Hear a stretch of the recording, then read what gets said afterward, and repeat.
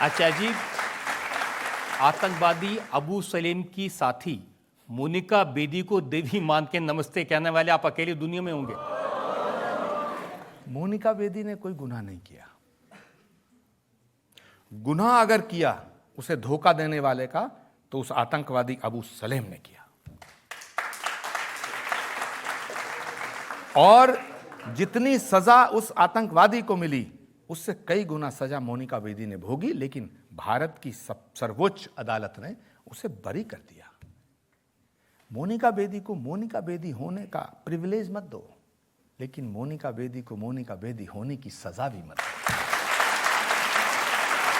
मैंने सुना है कि राधे माँ को लोगों की गोद में बैठना भी आपने सिखाया।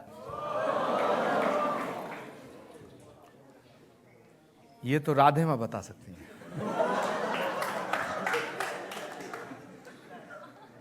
अब जो सवाल राधे माँ से होना चाहिए वो सवाल आप मुझ गरीब फकीर से कर रहे हैं।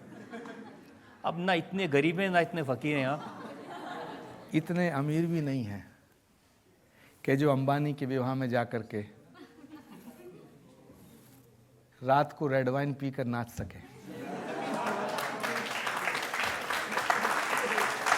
आप विवाह में जाके ना नाचे, लेकिन आपका आश्रम भी कोई फिल्म स्टूडियो से कम नहीं है। सारे फिल्म स्टार आते हैं वहां पे, सबके नाच होते हैं।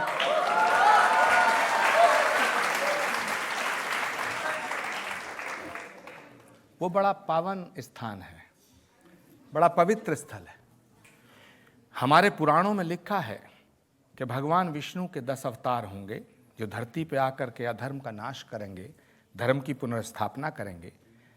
भगवान राम 7वें अवतार, भगवान कृष्ण 8वें अवतार, श्री कल्की नारायण के रूप में भगवान संभल नामक स्थान पे अवतार लेंगे। ये हमारा पुराण कहता है। जिस स्थान पर भगवान आया वो धाम बन गया, तो जिस धरा पे भगवान आएगा वो भी धाम बनना चाहिए। इसलिए मैंने 18 वर्ष पूर्व ये संकल्प लिया था। और ये बात मैं नहीं कह रहा, स्कंद पुराण के अंदर उल्लेख है, कल्की पुराण के अंदर उल्लेख है, भविष्य पुराण अग्नि पुराण में उल्लेख है। श्रीमद् भागवत का एक बहुत ही महत्वपूर्ण श्लोक है कि यदा चंद्रस्य सूरस्य तथा तिस्य बृहस्पति समेशन्ति एक राशो तदा भवति तत्कृतम संभल ग्राम मुखस्य ब्राह्मणस्य महात्मना भवने विष्णु यशस्य कल्की प्रादुर्भविष्यति। भगवान का कल्की अवतार, पूर्ण अवतार संभल नामक स्थान पर अवतार लेगा। विष्णु यश नाम के ब्राह्मण के यहाँ वो अवतार लेंगे। तो जिस धरा पर भगवान आएगा उस धरा को नमन करने, उस धरा को प्रणाम करने, उस धरा को श्रद्धा से अपना माथा उस धरा पे टेकने के लिए मैं आप सबको भी कल्की धाम आने के लिए आमंत्रित करता हूँ। हम इनसे ही पूछते हैं, जनता में से लोग कल्की धाम के बारे में अगर कोई सवाल पूछना चाहते हैं। सर, मेरा सवाल आपसे है कि आप कल्की भगवान का इतना भव्य मंदिर जो बनवा रहे हैं, पर कुछ लोगों का ये मानना है कि वो स्वयं कल्की भगवान हैं और अवतार भी ले चुके हैं, तो आप ऐसे लोगों पर क्या राय करना चाहते हैं? भगवान कभी खुद नहीं कहता कि मैं भगवान हूं। जो कहता है कि मैं कल्की अवतार हूं उसके 4 लठ लगने चाहिए।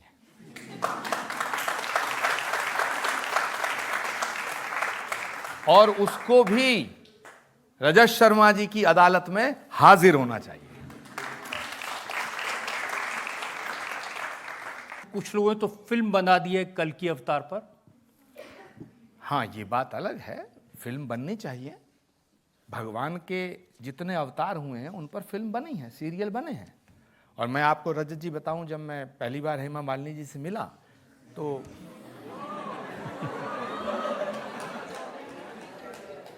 हेमा जी ने कहा कि मैं कृष्ण की भक्त हूं और कृष्ण ही कलयुग में कल्की के रूप में आएंगे। तो उन्होंने मुझे कहा कि मैं कल्की धाम आकर के राधा कृष्ण की नाटिका प्रस्तुत करूंगी।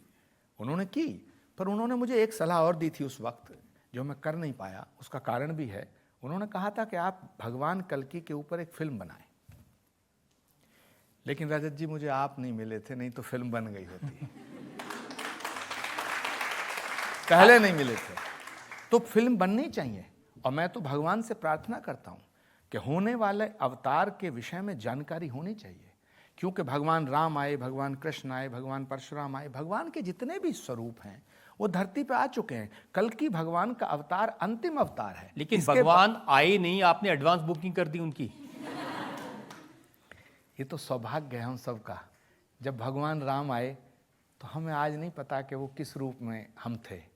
जब भगवान कृष्ण के रूप में आए तो हमें क्या पता कि हम किस रूप में थे। ये परम सौभाग्य का विषय है कि हमें मालूम है कि भगवान आएगा, इस धरती पे आएगा, और ये हमें मालूम है। और जहां तक कल की धाम बनाने का सवाल है, तो मेरी क्या हैसियत जो मैं कल की धाम बनाऊं। आदमी पूरी जिंदगी गुजर जाती है, एक अपना घर नहीं बना पाता। भगवान का घर बनाने की हैसियत किसकी है?